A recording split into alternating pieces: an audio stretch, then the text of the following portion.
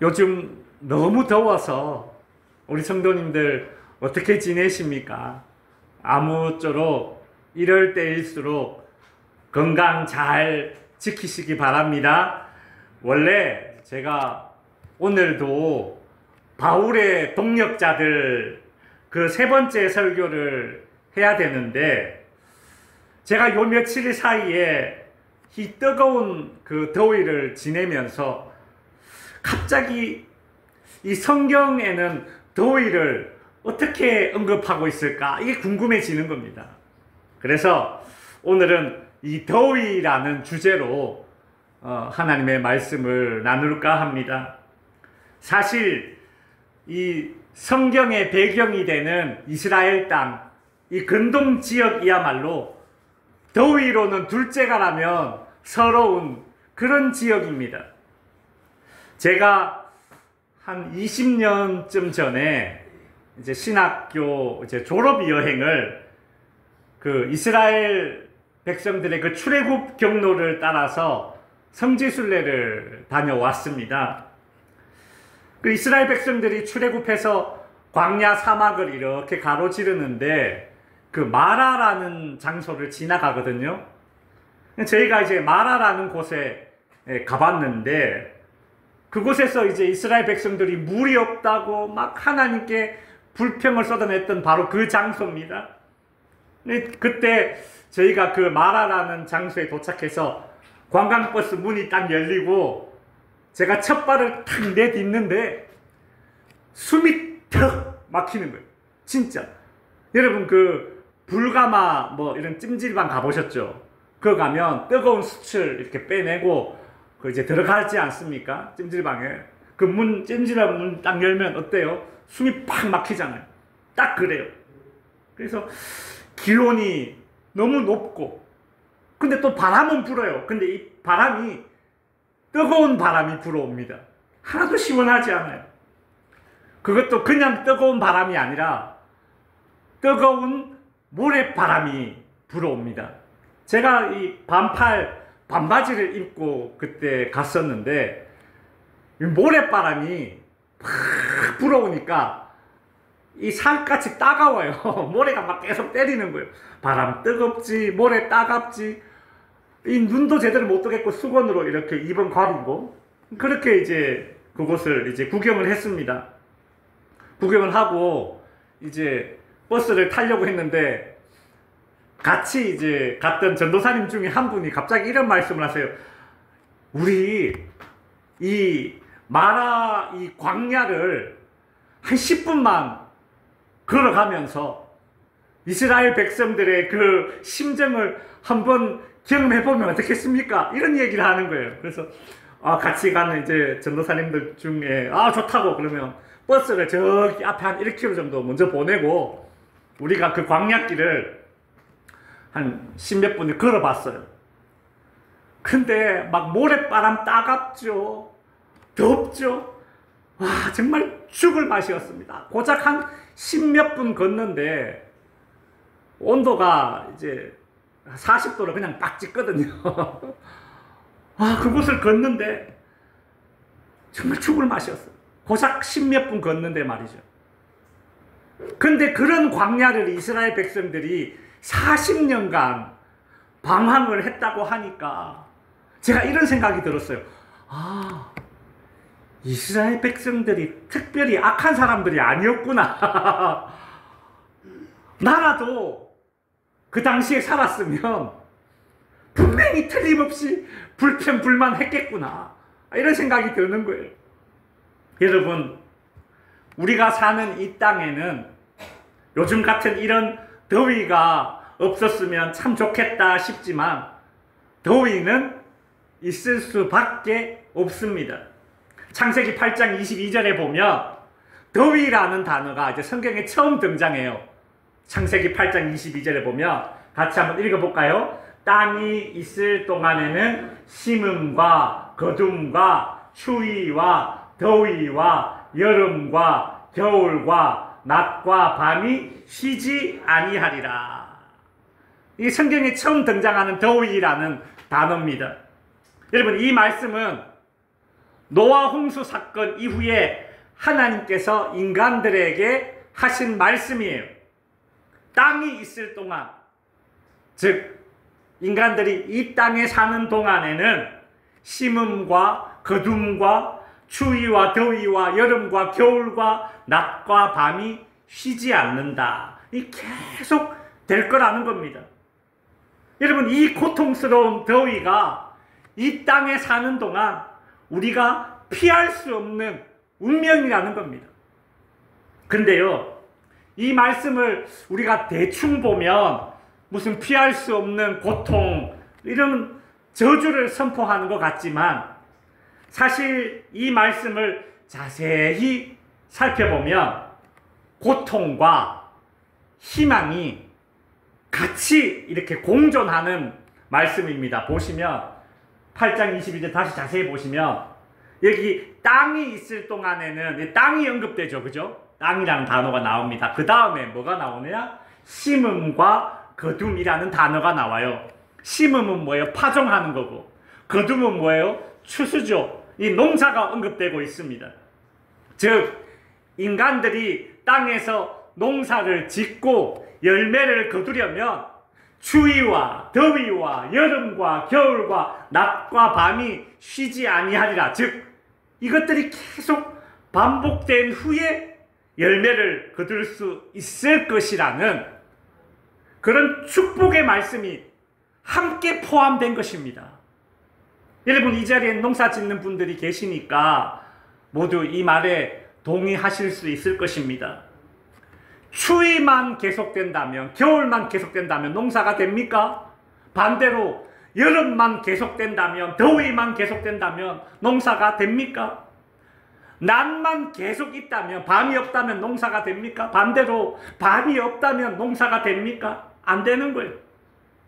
결국 하나님은 노아 홍수 사건 이후에 이제 인간들이 농사를 짓고 사는데, 이 농사를 짓고 사는 인간들에게 더위라는 것을 주셨고, 그래서 그 더위 때문에 때로는 고통스럽지만 짜증스럽지만 이 더위는 우리로 하여금 심었다면 거둘 수 있게 해주는 필수 과정이라는 것입니다. 여러분, 그러니 더워서 힘들 때마다 짜증을 내기보다 하나님이 이 고통스러운 더위 속에서도 복을 숨겨놨구나, 이런 생각을 하면서 이 여름을 이겨내시기 바랍니다. 제가 찾아보니까 성경에 더위라는 단어가 총 10번 나와요. 10번. 방금 살펴본 창세기 8장 22절에는 더위라는 단어가 이제 고통, 고생을 의미하지만 동시에 추수를 보장해주는 그런 희망적인 단어였거든요. 마찬가지로 이 야곱이라는 사람이 이 더위를 이제 고생이라는 의미로 사용했지만 동시에 이 더위를 자신의 훈장으로 내세우는 그런 말씀이 있습니다. 창세기 31장 40절에 보시면 이런 말이 나와요. 내가 이와 같이 낮에는 더위와 밤에는 추위를 무릅쓰고 눈붙일 겨를도 없이 지냈나이다. 이런 말이 나옵니다. 야곱이 외삼촌 라반의 집에서 20년간 지냈는데요. 외삼촌 라반은 자기 조카 아닙니까? 이 야곱에게 일을 시키면서 야곱의 품삯을 자그마치 10번이나 속이면서 그 조카의 노동력을 착취했습니다.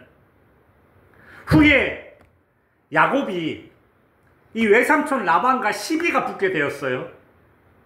여차하면 야곱은 외삼촌 라반에게 이 자기의 재산을 전부 빼앗길 그런 지경이 되었습니다.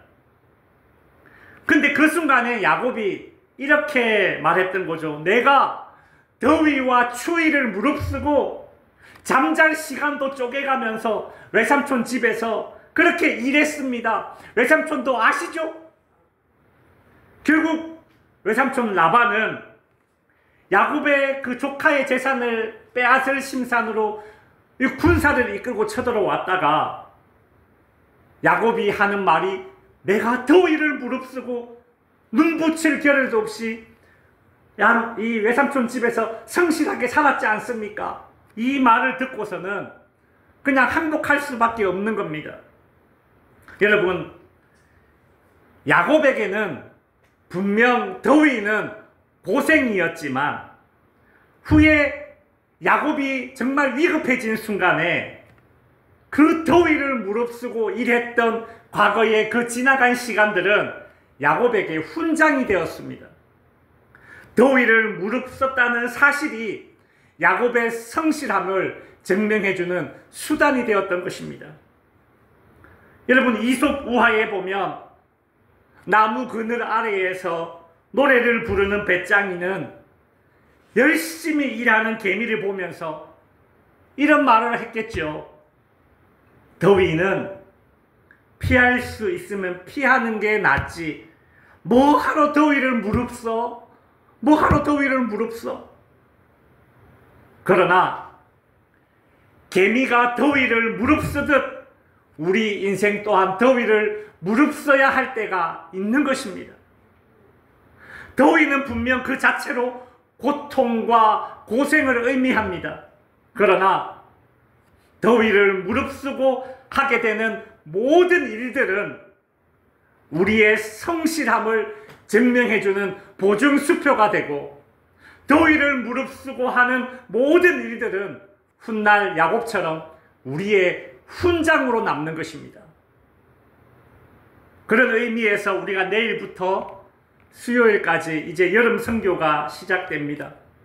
올해에는 이 미용 봉사를 하고 동네 마을 잔치를 주 사역으로 이제 하게 되는데요. 참 희한하게, 이상하게 해마다 선교 기간만 되면 그렇게 날이 덥습니다. 정말 비 오듯이 땀을 흘리게 됩니다. 그런데 우리가 이 더위를 무릅쓰고 이 고생스러운 선교를 감당하게 되면 이 더위와도 같은 이 선교는 훗날 우리 주님 앞에서 우리의 신앙을 보여주는 보증수표가 되고 우리의 믿음을 드러내는 훈장이 될 것입니다. 그러니 우리는 기쁜 마음으로 감당할 수 있는 것이죠. 여러분, 이처럼 더위는 표면적으로는 고통, 고생이지만 실은 추수를 가능케 하는 그런 수단으로 하나님이 사용하시는 것이고, 성실함을 증명해주는 보증수표로도 사용되는 것이고, 훗날 우리 주님 앞에서 훈장으로도 사용될 수 있는 하나님이 사용하시는 도구가 바로 이 더위라는 것입니다. 이제 마지막으로 요나 선지자를 통해서 하나님께서 더위를 사용하시는 그 방법을 또 한번 알아보도록 하겠습니다. 하나님께서 요나 선지자를 찾아오셔서 이렇게 말씀하십니다. 요나야, 너는 저기 니느웨 성에 가서 회개하지 않으면 멸망할 것이다 라고 외치라, 그리 말씀하셨어요. 근데 요나 선지자는 니느웨 성에 가지 않고 도망을 갑니다. 왜냐하면 니느웨는 이스라엘에게는 철천지 원수나라입니다. 요나 선지자는 속으로 이런 생각을 했어요. 내가 그 원수나라에 가서 그 하나님의 심판을 선포했는데 만일 내 얘기를 듣고 니느웨 성이 회개하면 어떻게 되지? 저놈의 니느웨는 폭삭 망해버려야 되는데 만일 회개하면 하나님의 심판이 내리지 않을 것이니 나는 니느웨 성에 가서 회개를 선포하지 않을 것이다. 그래서 여러분, 요나가 도망을 가지 않습니까?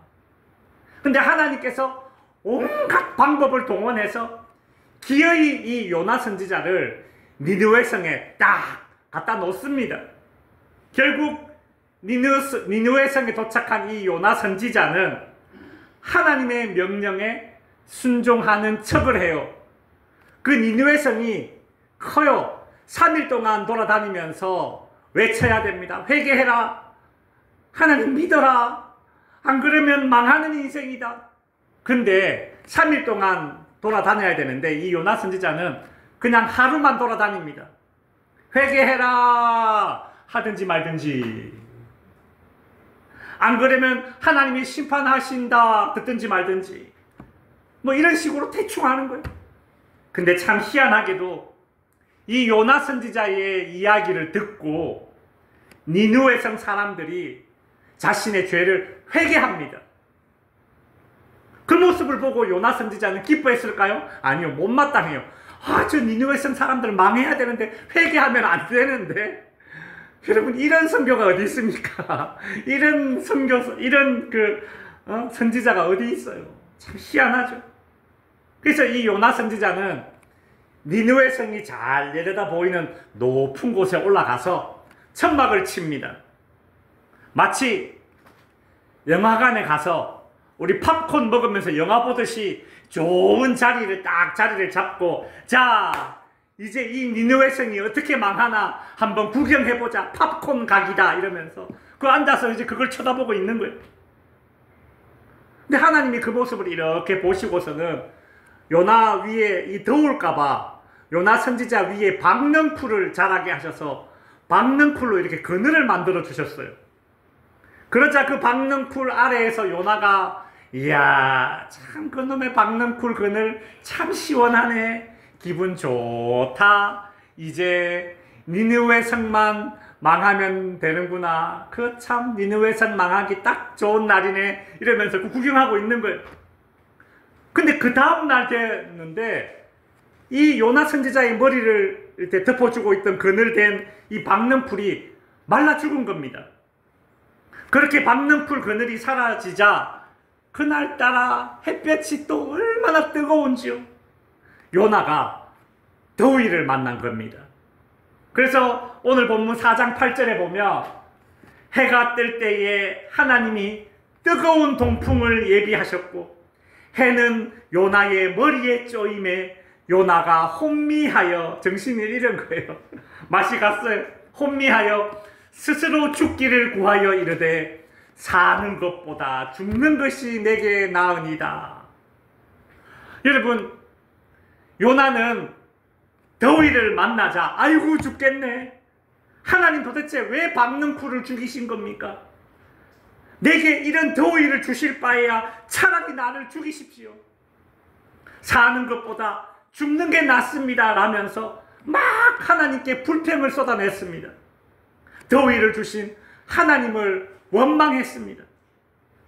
그러자 하나님이 요나에게 이런 말씀을 하세요. 요나야, 요나야, 너는 하루아침에 자랐다가 말라버리는 이 박넝쿨이 죽었다고 그렇게 떽떽거리고 그렇게 박넝쿨을 아끼면서 저 니느웨 성에는 젖먹이 아이도 있고 치매 노인도 있고 걷지도 못하는 장애인도 있고 앞 못 보는 장애인도 있고 하나님을 모르는 자들이 있는데 심지어 아무 죄도 없는 가축들도 저래 많은데 요나, 너는 왜 저 니느웨 성이 망하기를 원하느냐?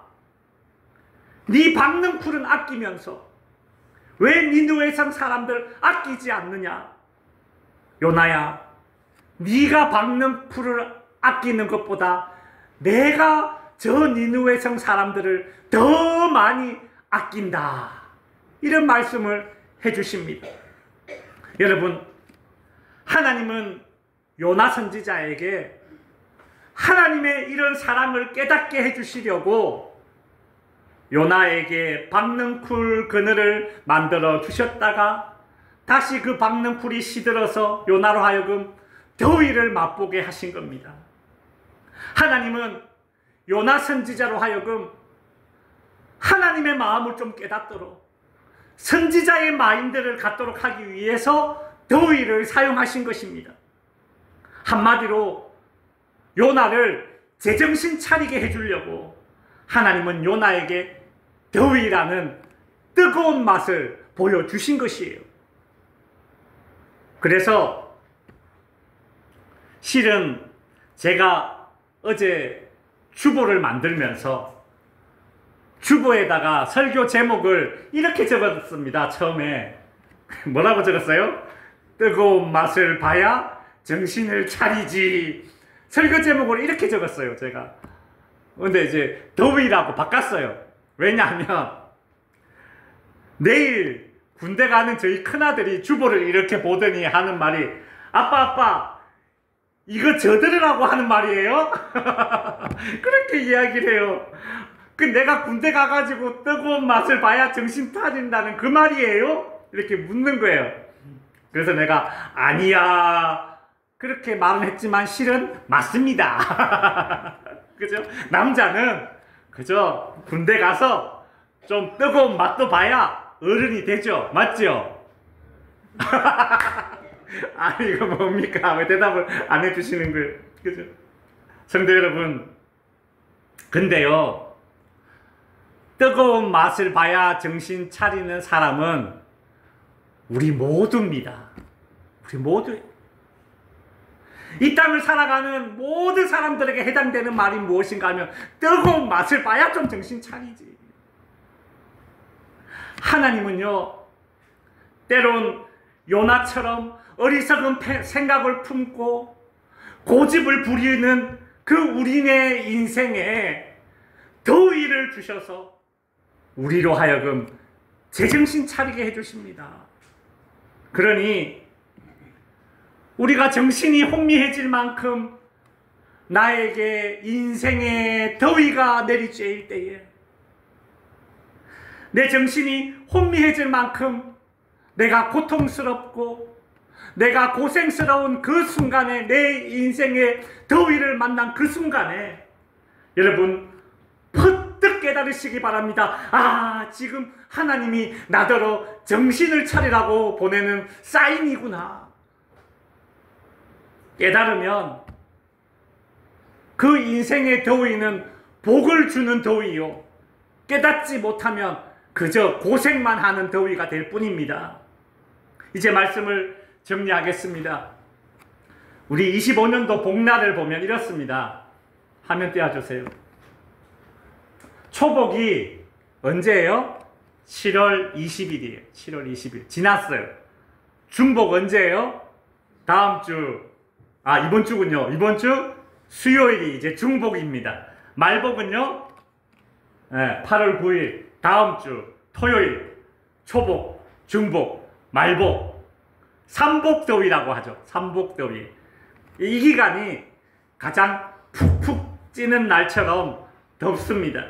근데 여러분, 초복, 중복, 말복 할 때 이 복자 있죠? 한자로 복자가 이게 무슨 자입니까? 엎드릴 복자입니다. 엎드릴 복. 한자로 엎드릴 복자인데, 이 엎드릴 복자 한자 가만히 보면 사람인의 개견자가 있습니다. 보이죠? 사람인의 개견자. 여러분, 복날, 초복, 중복, 말복 할 때 이 복자를, 왜 엎드릴 복자를, 한자를 엎드릴 복자를 쓰느냐? 이 두 가지 해석이 있어요. 첫 번째, 엎드릴 복자를 쓰는 이유는 사람이 더위에 지쳐서 개처럼 3번 엎드러지면 여름이 지나간다, 이제 그런 의미가 담겨져 있대요. 두 번째 의미는 초복, 중복, 말복이 지나가면, 이렇게 지나면서 더위가 엎드러집니다. 사람이 개처럼 엎드러지는 것이 아니라 더위가 엎드러지는데, 뭐에 엎드러지느냐? 가을의 서늘함에 이 여름이 엎드린다는 거예요. 그러면 3번 엎드리면 이제 여름이 지나간다라는 거죠. 뭐 이런 해석, 두 가지 해석이 있더라고요. 성도 여러분, 그러니 더위는 엎드리는 날입니다. 엎드리는 날. 성도 여러분, 대개 더위는 고통이요, 고생을 의미하죠. 우리 살다 보면 인생의 더위를 피할 수 없습니다. 그럴 때면 엎드릴 복날처럼 뭐 개처럼 엎드려지는 것이 아니라, 가을에 어떤 서늘함에 엎드려지는 것이 아니라, 우리 하나님 믿는 사람들은 인생의 더위를 만났을 때에 엎드려져야 돼요. 누구 앞에? 하나님 앞에 엎드려야 됩니다. 여러분, 인생의 더위를 만나게 되면 엎드려야 할 대상을 잘 분별하셔야 됩니다. 하나님이야말로 우리가 인생의 더위를 만났을 때에 엎드려야 할 그 대상이 됩니다. 하나님이야말로 우리가 겪는 이 모든 인생의 더위를 추수의 수단으로 사용하시고, 성실함의 보증수표로도 사용하시고, 주님 앞에서 훈장으로도 사용될 수 있도록, 심지어 제정신 차려서 신앙의 멘탈을 붙잡을 수 있도록 그 수단으로도 사용하시는 것이 바로 하나님이 사용하시는 더위입니다. 바라기는 우리 덕지교회 모든 성도 여러분, 여러분의 인생에서 그 어떤 인생의 더위를 만난다 하더라도 하나님께 엎드려서 신앙적으로 더 강건해지고 우리 영혼의 시원함을 누리실 수 있게 되기를 주님의 이름으로 축원드립니다. 기도하겠습니다.